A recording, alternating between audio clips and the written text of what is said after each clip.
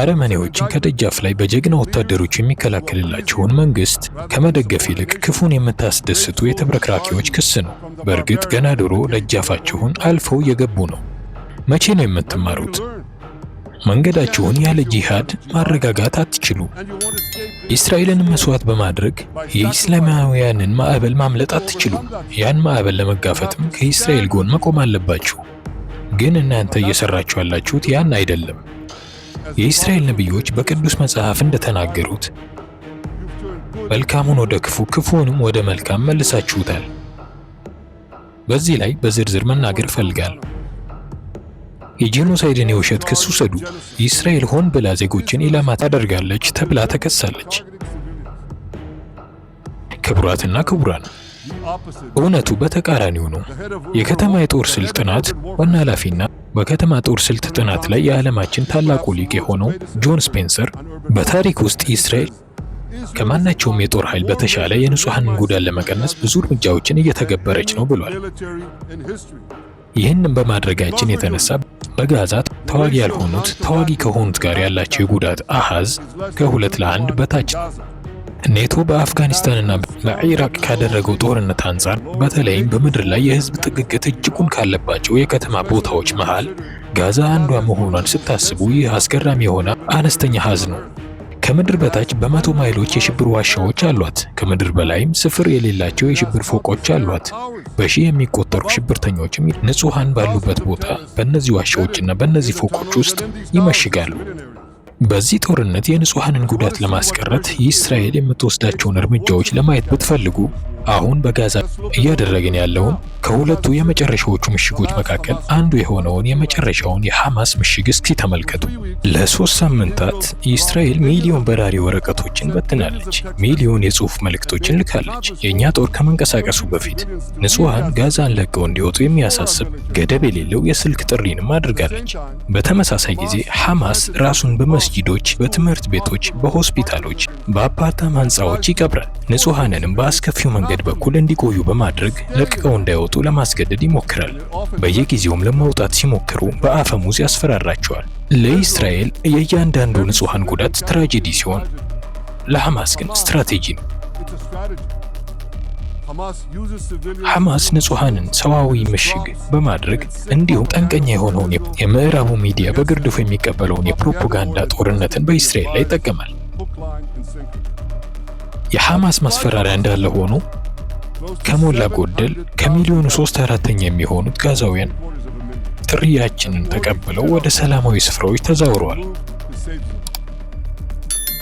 አሁን ቀላል ጥያቄ ልጠይቃችሁ ፈልጋለሁ።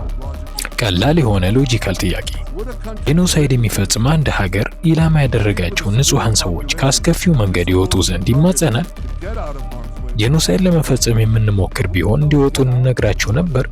እኛ ልናስወጣቸው እየሞከርን ነው። ሐማስ ደግሞ እነርሱን ለማቆየት እየሞከረ ነው። ይህ የጄኖሳይድ ንጽጽሩ የህዝብ የጅምላ እርድ ነው ማለት እጅግ መሰረተ ቢስ ነው። ናዚዎች አይሁድን ለቀው እንዲወጡ፣ በቅንነት ለቀው እንዲወጡ፣ ወጥተው እንዲሄዱ ጠይቀዋቸው ነበር? ሌሎችስ ጠይቀዋል? በታሪክ ውስጥ ያሉትን የሁሉንም ጨፍጫፊ መሪዎች ስም እንድዘርዝር ትፈልጋላችሁ? አንድ በአንድ በማስኬድ ይህን ያደረገ አለ? ውጡና ሂዱ እኛ ልንገባ ነው ብለው ነበር? በፍጹም ፈጽሞ አይደለም። እውነታው ተገልብጧል። በምድር ላይ ያሉትን ይሁዲዎች ሁሉ ስለማጥፋት ጥሪ የሚያደርግ ሰነድ ያለው የጅምላ ጨፍጫፊ የሽብር ቡድን ተቋም የሆነው ሐማስ ይህ ጅምላ ጨፍጫፊ ቡድን ይሉኝታ ተሰጥቶታል። ነገር ግን እስራኤል ከአስከፊው መንገድ ንጹሃንን ለማውጣት የቻለችውን ሁሉ የምታደርገው እስራኤል ሸንጎ ላይ ቀርባለች። እንዴት ያለ ቀልድ ነው! ሌላ መስማት ትፈልጋላችሁ? እስራኤል የጋዛን ህዝብ በተግባር እየመገበች እያለ እስራኤል የጋዛን ህዝብ ሆነ ብላ ታስርባለች በሚል ተከሳለች። ጦርነቱ ከተጀመረ ጊዜ አንስቶ እስራኤል 2 ሚሊዮን ቶን ምግብና እርዳታ ወደ ጋዛ እንዲሄድ አድርጋለች። ያ ማለት ለእያንዳንዱ ሰው ሴትና ህፃን 1 ቶን እርዳታ ማለት ነው። በቀን ለአንድ ሰው 3000 ካሎሪ የሚጠጋ ነው። ይሄ ነው የረሃብ ፖሊሲ። በቂ ምግብ ያላገኙ ጋዛዎች ቢኖሩ ምክንያቱ ሐማስ ስለሚሰርቀው ነው። ሐማስ ይሰርቀዋል፣ ከዚያም ይደብቀዋል። የጦርነት ማሽኑን በገንዘብ ለመደጎምም ከፍ ባለ ዋጋ ይሸጠዋል። ባለፈው ወር ዩኤን እንኳ በእርግጥ የእስራኤል ደጋፊ አይደለም፣ በነገራችን ላይ እንድትስቁ ይጠበቃል። ባለፈው ወር ዩኤን እንኳ እንዳለው ሐማስና ሌሎች የታጠቁ ቡድኖች የጭነት መኪናዎቹን 85% ሰርቀዋል። ለዚያ ነው የሞራል ልሽቀት ያላቸው። የጄኖሳይድንና የረሃብ ወቀሳዎችን በእስራኤል ላይ የሚሰነዝሩ ሰዎች በመካከለኛው ዘመን በይሁዲዎች ላይ ወቀሳን ከሚሰነዝሩ ከነዚያ ሰዎች የተሻሉ አይደሉም። በሐሰት የውሃ ምንጮችን በመመረዝ በሽታን በማስፋፋትና የሕፃናትን ደም ለፋሲካ ቂጣ መጋገሪያ ይጠቀማሉ ብለው ሲወቅሱን ማለት ነው። ጸረ ሴማዊነት የማይለቅ ነገር ነው። በእርግጥ በጠቅላላው አይጠፋም። በወቃሽ ውሸቶቹ ተመልሶ ይመጣል፣ መልሶ መላልሶ ይታደሳል፣ ይደጋገማል።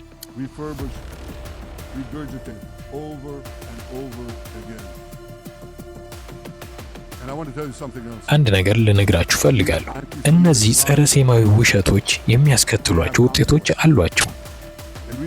በቅርብ ወሮች በካናዳ፣ በአውስትራሊያ፣ በብሪቴን፣ በፈረንሳይና በኔዘርላንድ እንዲሁም በየትኛውም ቦታ ይሁዲዎች ጥቃት ደርሶባቸዋል።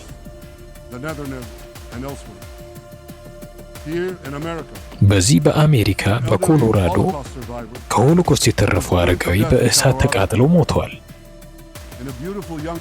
እንዲሁ በዋሽንግተን ከእስራኤል ኤምባሲ የሆኑ ጥንዶች በሆሎኮስት ሙዚየም ፊት ለፊት በጭካኔ በሽጉጥ ተገድለዋል። በሚመሰገን መልኩ የፕሬዚዳንት ትራምፕ አስተዳደር የጸረ ሴማዊነትን አደገኛነት በአስገዳጅ መልኩ በመወጋት ላይ ነው። እያንዳንዱ መንግስት የእሱን ተሞክሮ መከተል አለበት። ይልቁንም ግን ብዙዎች ተቃራኒውን ያደርጋሉ። እነርሱ በእርግጥም በምድር ላይ ያሉ አስከፊ ጸረ ሴማውያንን እየሸለሙ ነው። በዚህ ሳምንት የፈረንሳይ፣ የብሪቴን፣ የአውስትራሊያ፣ የካናዳና የሌሎች ሀገራት መሪዎች ያለምንም ሁኔታ የፍልስጤም ግዛትን እውቅና ሰጥተዋል። እነርሱ በኦክቶበር 7 በሐማስ ዘግናኝ ጭፍጨፋ ከተፈጸመ በኋላ ነው ይህን ያደረጉት። በዚያም ቀን 90% የሚጠጉ የፍልስጤም ህዝቦች ዘግናኙን ጭፍጨፋ አወድሰዋል። ያን በድጋሚ ልበሉ፣ 90% የሚጠጉ ፍልስጤሞች የኦክቶበር 7ቱን የሽብር ጥቃት ደግፈዋል። እነርሱን እኮ አይደግፋቸውም። እነርሱ ተደስተዋል። በጣራዎች ላይ ሆነው ጨፍረዋል፣ ከረሜላም ወርውረዋል። ያ በጋዛና እናንተ ዌስት ባንክ እንደምትሉት በይሁዳና በሾምሮን የተደረገ ነው። ያ በሌላኛው 9/11 ሽብር የተደሰቱበት መንገድ ነው። በጣራዎች ላይ ሆነው ጨፍረዋል፣ በደስታ ጮኸዋል፣ ከረሜላም ወርውረዋል። የፍልስጤም ግዛትን እውቅና የሰጡ መሪዎች በዚህ ሳምንት ለፍልስጤሞች ምን መልእክት እንደላኩ ታውቃላችሁ?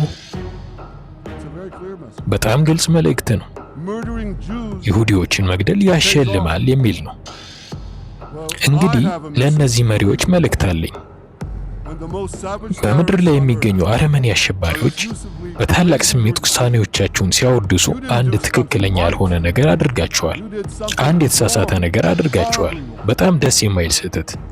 አሳፋሪ ውሳኔያችሁ በየትኛውም ቦታ በይሁዲዎችና በየትኛውም ቦታ ባሉ ንጹህ ሰዎች ላይ የሚደረገውን ሽብር የሚያበረታታ ነው። በሁላችሁም ላይ የሀፍረት ምልክት ይሆናል። እነርሱ እንዲህ ይሉኛል፣ ግን ጠቅላይ ሚኒስትር ሆይ ይሁላ እኛ የይሁዲ ግዛት ከፍልስጤም ግዛት ጎን ለጎን የሚኖርበትን የሁለት ሀገር መፍትሄ እናምናለን ይሉኛል። እዛ ላይ ያለው ችግር አንድ ብቻ ነው። ፍልስጤማውያን በዚህ መፍትሄ አያምኑም፣ አምነውም አያውቁም። ከእስራኤል ቀጥሎ ያለ ግዛትን አይፈልጉም። ከእስራኤል ይልቅ እነሱ የሚፈልጉት የፍልስጤም ግዛትን ነው። በየጊዜው የፍልስጤም ግዛት ሊቅ ሲቀርብላቸው የነበረውም ለዚያ ነው። ግን ከእስራኤል ጋር ያላቸውን ግጭት እንዲቋጩና የይሁዲን ግዛት እውቅና እንዲሰጡ ሲጠየቁ ነበር። በየ10 ዓመት ጊዜ ውስጥ በየጊዜው ሳይቀበሉት ቀርተዋል። መኖሪያ ቦታ በተሰጣቸው ጊዜ ሁሉ እኛን ለማጥቃት የተጠቀሙበትም ለዚያ ነው። እርግጥም እኮ እነርሱ በጋዛ ተግባራዊ የሆነ የፍልስጤም ግዛት ነበራቸው። በዚያ ግዛት ምንድነው ያደረጉት? ሰላም፣ አብረው መኖር አይደለም። ከጊዜ ወደ ጊዜ እኛን አጥቅተዋል። በጠቅላላው ከመሬት ተነስተው ወደ ከተሞቻችን ሮኬቶችን ይተኩሳሉ፣ ልጆቻችንን ይገድላሉ። እነርሱ ጋዛን ወደ ሽብር ማዕከል ቀይረዋል። ከዚያም ሆነው የኦክቶበር 7ቱን ጭፍጨፋ ፈጽመዋል። አፍረት የሚነሳው እውነታ ይህ ነው። የፍልስጤም በየትኛውም ድንበር የይሁዲን ግዛት በቋሚነት አለመቀበል ለክፍለ ዘመን ያህል ይህን ግጭት አባብሶታል። አሁንም እያባባሰው ነው። ያም የፍልስጤም ግዛት አለመኖሩ ሳይሆን የይሁዲ ግዛት በመኖሩና በመገኘቱ ነው። እኔም የውጭ ቻንስለሮችና ሚኒስትሮች፣ ሌሎች ስለዚህ ነገር ሀሳባቸውን ሲገልጹ አስገራሚ ሆኖ አገኘዋለሁ። መሪዎቹ ነገሩ መልሶ መላልሶ እስኪያስጠላ ድረስ ሲደጋገም መሰረታዊውን እውነታ እንዴት አያዩ? እኔ አንድ ነገር ማለት እፈልጋለሁ። የይሁዲን ግዛት አለመቀበል ለሐማስ ብቻ የሚሰራ አይደለም፣ ለዘብተኛ የፍልስጤም አስተዳደር ለሚባለውም ጭምር ይሰራል። የፍልስጤም አስተዳደር ይሁዲዎችን እንዲገድሉለት ለአሸባሪዎች ይከፍላል። አሸባሪው ብዙ ይሁዲዎችን በገደለ ቁጥር የፍልስጤም አስተዳደር ብዙ እንደሚከፍል ማወቅ አለባችሁ። የፍልስጤም አስተዳደር መንግስታዊ ህንፃዎችን፣ አደባባዮችና ትምህርት ቤቶችን ይሁዲዎችን በጅምላ በገደሉ ገዳዮች ስም ጠርቷል። ሰማዕት ሲሉ የሚያሞግሷቸው ናቸው። የሚከፍሉትና የሚያሞግሱት የይሁዲዎችን ገዳዮችን ብቻም አይደለም፣ ነገር ግን የክርስቲያን ገዳዮችንም ነው። ለምሳሌ እንደ ታይለር ፎርስ ያሉ ክርስቲያኖች፣ እርሱ የአሜሪካ የቀድሞ ወታደር ሲሆን በእስራኤል በፍልስጤም አሸባሪዎች በጭካኔ ተገድለዋል። አሁንም ግን ሲሉ ከምዕራባውያን መሪዎች ይሰማሉ። እነርሱ የፍልስጤም አስተዳደር እንደሚታደስ ቃል ገብቶልናል፣ ጠቅላይ ሚኒስትር ሆይ አሁን የተለየ እንደሚሆን አውቃለሁ ይሉኛል። አዎ ልክ ነው። ለ10 ዓመታት እነዚህን ቃል መግባቶች ሰምተናል። እነርሱ ሁልጊዜ ቃል ይገባሉ። እነርሱ በፍጹም አይተገብሩም። ምክንያቱም የፍልስጤም አስተዳደር ሁለመናው የተበላሸ ነው። እነርሱ ለ20 ዓመታት ምርጫ አላካሄዱም። እነርሱ ሐማስ የሚጠቀመው ተመሳሳይ ማስተማሪያ መጽሐፍ ነው የሚጠቀሙት። ራሱ ተመሳሳይ መጽሐፍ ነው። ይሁዲዎችን እንዲጠሉና የይሁዲ ግዛትን እንዲያጠፉ ልጆቻቸውን ያስተምራሉ። ክርስቲያኖችም ያን ያህል ስኬታማ አይሆኑም። የኢየሱስ የትውልድ ቦታ የሆነው ቤተልሔም በእስራኤል ቁጥጥር በነበረ ጊዜ ከነዋሪዎቹ 80% ክርስቲያኖች ነበሩ። የፍልስጤም አስተዳደር ከያዘው ጊዜ አንስቶ ግን ቁጥሩ ከ20% በታች አሽቆልቁሏል። ግዛት ልትሰጧቸው የምትፈልጓቸው ሰዎች እነዚህ ናቸው። እያደረጋቸው ያላችሁት የኦክቶበር 7ን ጭፍጨፋ ለፈጸሙ ለደገፉ እምቢተኛ አክራሪዎች ምርጥ ሽልማት እየሰጣችሁ ነው። ከኦክቶበር 7 ወዲህ ለፍልስጤሞች ከኢየሩሳሌም 1 ማይል ግዛት መስጠት ከሴፕቴምበር 11 ጥቃት በኋላ ከኒውዮርክ 1 ማይል ግዛት ለአልቃኢዳ እንደመስጠት ማለት ነው። ይህ በጥቅሉ እብደት ነው፣ የአቂልነት ነው። እኛም አናደርገውም።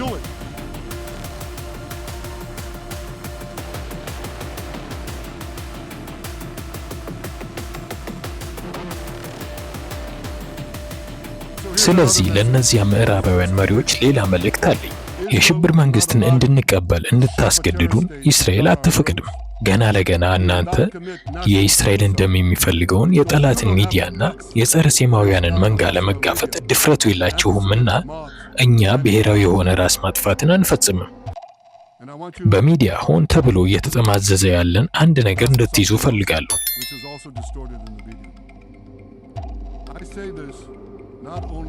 ይህን የምለው በስሜ ወይም በመንግስቴ ስም አይደለም፣ የእስራኤልን ሕዝብ ሁሉ በማስመልከት እንጂ።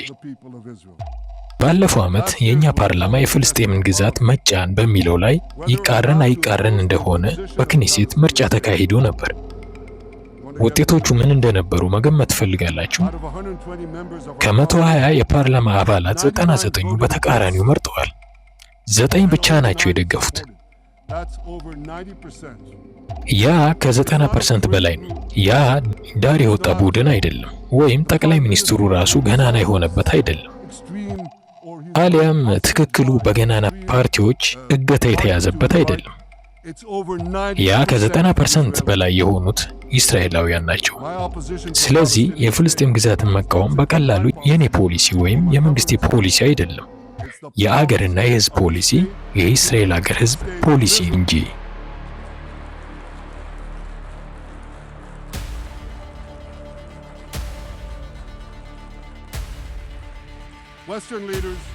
የምዕራብ መሪዎች በግፊት የተነሳ ተጠምዝዘው ይሆናል። አንድ ነገር አረጋግጥላችኋለሁ፣ እስራኤል አታደርገውም። አመሰግናለሁ። እናንተ እንደማታደርጉት ማውቃለሁ። ያጥሩ ነው። እስራኤል በኢራን የሽብር አጋሮች ላይ ያገኘቻቸው ድሎች ከ2 ዓመት በፊት ይታሰብ ያልነበረን የሰላም እድሎች ከፍቷል። ሶሪያን ውሰዱ። ለ10 ዓመታት በእስራኤልና በሶሪያ መሃል ያለው ሰላም የማይታሰብ መስሎ ነበር። ያ የለም። ዛሬ ከአዲሱ የሶሪያ መንግስት ጋር ጠንከር ያሉ ድርድሮች ተጀምረዋል። እኔም የሶሪያን ሉዓላዊነት የሚያከብርና የእስራኤልና የሁለቱንም ደህንነት እንዲሁ በቀጠናው ያሉ አናሳዎች ደህንነት የድሩዝ አናሳዎችን ደህንነት ጭምር የሚጠብቅ ስምምነት ላይ ሊደረስ እንደሚችል አምናለሁ። እስራኤል ከተመሰረተች አንስቶ ይሁዲዎችና ድሩዞች በጦር ሜዳ አብረው የሚዘምቱ ወንድማማቾች ናቸው። አብረን ተዋግተናል፣ አንድ ላይ ደምተናል፣ ህይወታችንን አንድ ላይ ገንብተናል። በእስራኤል ልዩ ኃይል ወጣት ኮማንደር በነበርኩ ጊዜ የራሴ ህይወት የተረፈው በታላቁ ጓደኛዬ በሳሌም ሹፊ በጀግናው የእስራኤል መከላከያ ሰራዊት ወታደር በነበረው ድሩዝ ትልቅ ዋጋ ባለው ምክር የተነሳ ነው። ድሩዞች በጂሃዳውያን ሲታረዱ ዝም ብዬ የማልቀመጠው እስራኤልም ዝም ብላ የማትቀመጠው ለዚያ ነው። እኔም ጭፍጨፋው እንዲቆም የእኛን የጦር ኃይሎች አዝዣለሁ። እነርሱም በፍጥነት አድርገውታል። በእስራኤልና በሊባኖስ መካከል የሚደረገው ሰላምም እንዲሁ የሚቻል ነው። የሊባኖስ መንግስት ከእስራኤል ጋር ቀጥታ ድርድሮችን እንዲጀምር ጥሪ ያቀርባለሁ። ሂዝቦላን ትጥቅ ለማስፈታት ያደረገውን እወጃ አደንቃለሁ። ግን ከቃላት በላይ የሆነ ነገር እንፈልጋለን። ሊባኖስ ሂዝቦላን ትጥቅ ለማስፈታት እውነተኛና ቀጣይነት ያለው ድርጊት የምትወስድ ከሆነ እኛ ዘላቂ ሰላምን ለማሳካት እንደምንችል እርግጠኛ ነን። በእርግጥ ያ እስኪሆን ድረስ ራሳችንን ለመከላከልና በሊባኖስ የተቋቋመውን የተኩስ አቁም ሁኔታዎች ለማስጠበቅ የትኛውንም እርምጃ እንወስዳለን።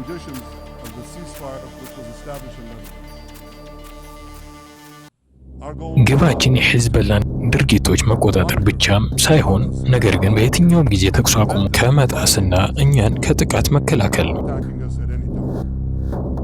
የሊባኖስ መንግስት ሂዝቦላን ትጥቅ የማስፈታቱን ግብ የሚቀጥል ከሆነ እጅግ በፍጥነት ሰላም እንደሚመጣ እርግጠኛ ነኝ። ሂዝቦላ ላይ የተገኘው ድል በሰሜን ከሁለት አረብ ጎረቤቶች ጋር ሰላም የመፍጠሩ ነገር የሚቻል አድርጎታል። በሐማስ ላይ የሚገኘው ድል ከአረብ መንግስታትና ከሙስሊም ዓለም ጋር ሰላም የመፍጠሩን ነገር ሆዋኛ ያደርገዋል። የኛ ድል ፕሬዚዳንት ትራምፕ ከ5 ዓመታት በፊት በአረብ መሪዎችና በራሴ መካከል ተግባራዊ ያደረገውን ታሪካዊውን የአብርሃም ስምምነትን በአስደናቂ መልኩ የሚያሰፋ ይሆናል። እኔ ጽፌያለሁ። እናንተም በዚሁ የኢንዶኔዚያ ፕሬዝዳንት የተናገሩትን አበረታች ንግግሮች በጽሁፍ እንዳሰፈራችሁ እርግጠኛ ነኝ። ይህ ከአገሮች ሁሉ አብዛኛው ሙስሊም ህዝቦች ያሉበት የዓለም ሀገር ነው። ይህም ሊመጣ ስለሚችለው ነገር ምልክት ነው። አርቀው የሚመለከቱ አረቦችና የሙስሊም መሪዎች ከእስራኤል ጋር አብሮ መስራት ሕክምናን፣ ሳይንስን፣ ግብርናንና ውሃን፣ መከላከያንና ኤአይን እንዲሁም ሌሎች ብዙ ዘርፎችን ጨምሮ የእስራኤል ቴክኖሎጂዎችን እንዲያገኙ ያደርጋቸዋል። በመጪዎቹ ዓመታት የመካከለኛው ምስራቅ ባልተጠበቀው መልኩ ለየት ያለ እንደሚሆን አምናለሁ። ዛሬ በእስራኤል ላይ ጦርነት የሚያወጁ ብዙ ሀገራት ነገ ይሄዳሉ። ቆራጥ ሰላም ፈጣሪዎች ቦታቸውን ይረከባሉ። ከኢራን በበለጠ ይህ እውነት የሚሆንበት ሌላ ስፍራ አይኖርም። ረዘም ላለ ጊዜ የተሰቃዩ ኢራናውያን ህዝቦችም ነፃነታቸውን ይቀዳጃሉ። ዳግመኛ ኢራንን ታላቅ ያደርጓታል።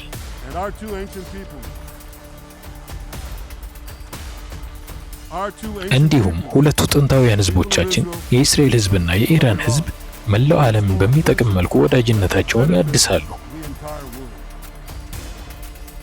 ክቡራትና ክቡራን፣ በኦክቶበር 7 በአንዲት የጽልመት ቀን የተከሰቱት ሰቆቃዎች እነዚያ ሰቆቃዎች ሕዝቤ በሕዝቦች መካከል በግዞት በነበረባቸው 100 ዓመታት ውስጥ ስፍር ለሌላቸው ጊዜያት ተከስተዋል። የይሁዲ ደም ርካሽ ነበር። ይሁዲዎች ዝም ብለው ይገደሉ ነበር። እንዲከላከሉልን ሌሎችን መማጸን ነበረብን። የእስራኤል ትንሣኤ ሆነ ማለት እኛን የማጥፋቱ ሙከራ ያበቃል ማለት አይደለም። ይህ ማለት እነዚያን ሙከራዎች መልሰን እንዋጋቸዋለን ማለት ነው። ይህም እስራኤል ከኦክቶበር 7 ጀምሮ በትክክል ያደረገችው ነገር ነው። ወንዶችና ሴቶች ልጆቻችን እንደ አንበሳ ተዋግተዋል። ጀግኖች ወታደሮቻችን ዩኒፎርማቸውን ለብሰው ወደ ውጊያ ነጉደዋል። ከእነርሱ በፊት የመጡትን የይሁዲዎችን 100 ትውልዶች ህልም አንግበዋል። ለ3000 ዓመታት በነበርንባት በተወደደችው የትውልድ ሀገራችን በእስራኤል ምድር ነፃ ህዝብ ሆኖ የመኖርን ህልም፣ በራሳችን ነፃ ሀገር ውስጥ የመኖር ህልም፣ ራሳችንን ለመከላከል ሰራዊት እንዲኖረን የማድረግ ህልም፣ እንዲሁም ለህዝቦች ብርሃን የመሆን ለሰው ልጆች ሁሉ ጥቅም ሲባል የእድገት የብልሃትና የፈጠራ መብራት የመሆን ህልም በኦክቶበር 7 የእስራኤል ጠላቶች ይህን ብርሃን ለማጥፋት ሞክረው ነበር።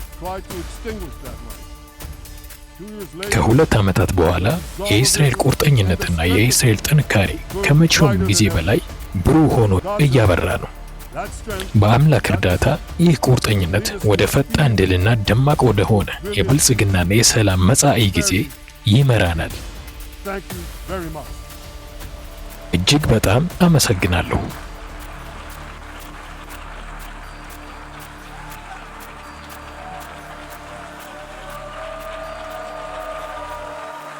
On behalf of the Assembly, I wish to thank the Prime Minister of the State of Israel,